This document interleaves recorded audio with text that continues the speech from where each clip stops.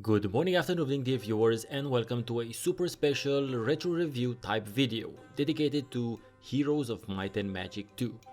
If you've been following my channel, you know that I've recently reviewed a game called Fort Triumph, a very good tactical turn-based combat game that contained a bit of a surprise for me, a very Heroes-like world map. And playing it reminded me of how absolutely awesome and important the Heroes titles have been for me, especially Heroes of Might and Magic 2.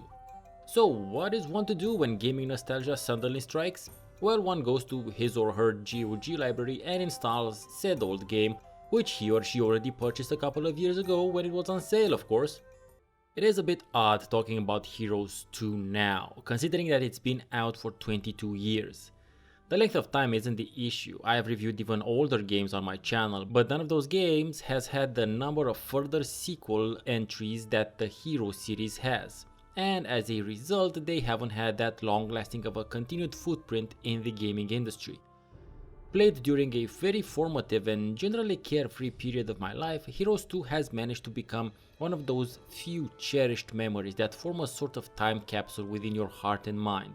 And whenever you think back to it, whenever you open it up, you're instantly transported to that time and place and you can relive it, even if it is for only a fraction of a moment.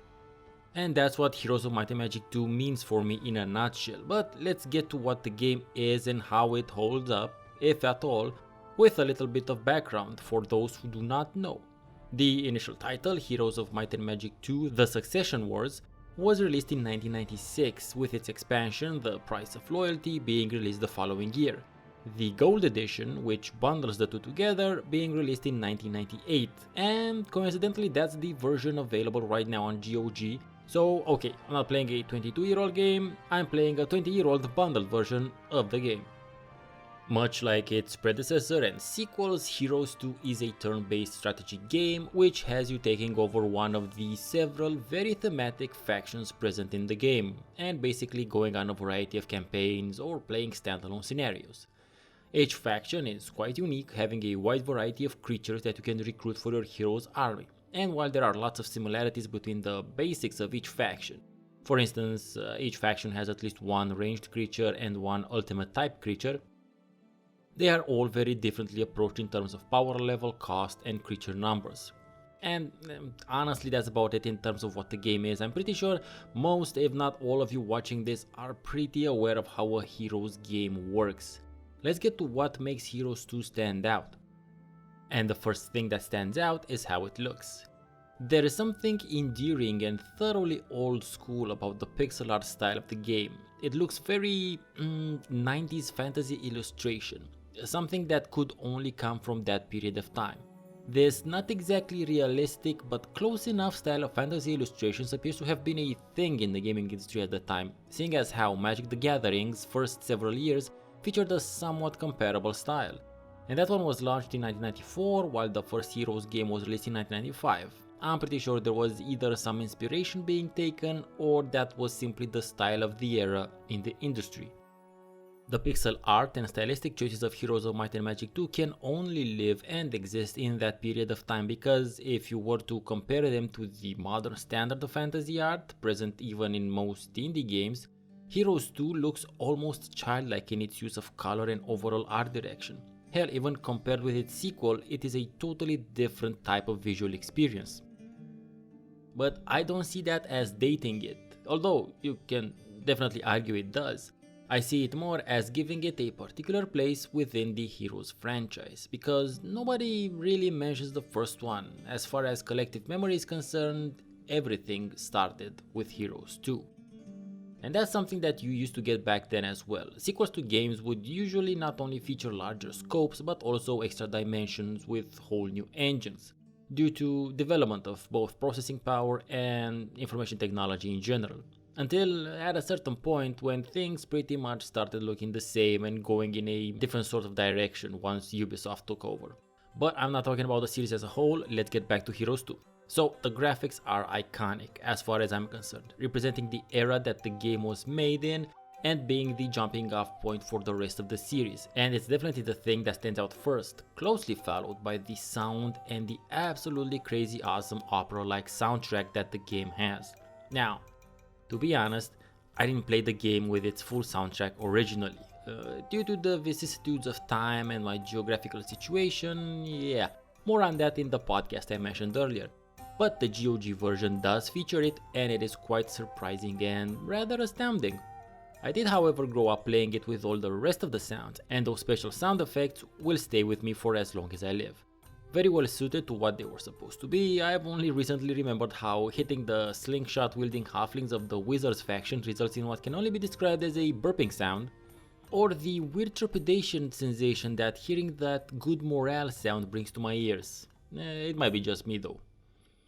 There are some issues with the audio though, in terms of it cutting off abruptly whenever it actually was supposed to cut off. I guess transitioning with a crossfade was a bit beyond the capabilities of the time. But then again, I played the game while listening to the radio anyway, so that wasn't that big of an issue. Heroes 2 did come with quite a few very useful customization options, allowing you to not only change the speed that combat was taking place at, but also the amount of stat info you'd get, as well as illustrate your creature's ranges. You could even change your overall interface look or skin, something that doesn't really happen anymore nowadays, like at all. But let's get to the nitty-gritty, and namely the gameplay. It is still as interesting and fun as it was 20 years ago. Glad to report that playing through several iterations of this formula has not dulled the effect of the original concept. Unfortunately, it also doesn't seem to have been properly replicated recently either, with Fort Triumph being the first title in a long time that I saw trying to use it and make it their own, to a certain extent. Map exploration in Heroes is always exciting and filled with potential for both great gain as well as great loss. It is one of the purest examples of turn-based combat tactics ever created. Well, besides things like Go or chess. It's definitely the purest example of video game turn-based combat tactics ever created. Yeah, that's better. It's simple but elegant. Having more dudes will generally win the day, but using them properly will more likely win the day. Now, when it comes to the titular heroes, things are left a bit more to luck than I would have liked it to. I don't mean in terms of combat, but in terms of how you get to develop them. See, all heroes basically start as almost blank slates. They have some basic starting stats and a couple of creatures depending on the type of hero they are. It's up to you whether you focus them on being powerful fighters or powerful spellcasters, whether they go towards the might or the magic. Thing is, this choice isn't really completely within your control. Some factions have a clear leaning either towards might or magic, which doesn't mean that those respective faction aligned heroes can do the other, just that they won't really excel at it. On the other hand, you can always check your tavern, after you build one obviously, each week to see which heroes are available for hire, because you can hire heroes from other factions as well. So if you're looking to have a magic hero in a might faction, it can be done, you just have to wait a while for the opportunity.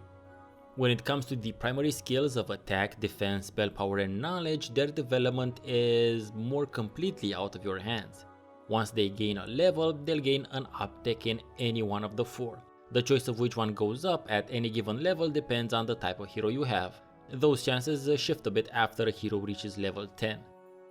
A similar thing happens to the hero's secondary skills. There is a large pool of secondary skills that each type of hero has certain chances of getting once they reach a new level of experience.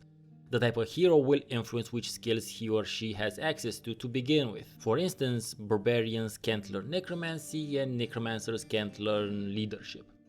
This semi-random element to developing your heroes makes sometimes for some pretty weird heroes galloping around the countryside, but I think it helps with avoiding min-maxing your characters. Because I remember at least a few times when the statistics were in my favor and I built some heroes that steamrolled everything. Though I have to say, I would have still preferred to have a much larger role in developing them.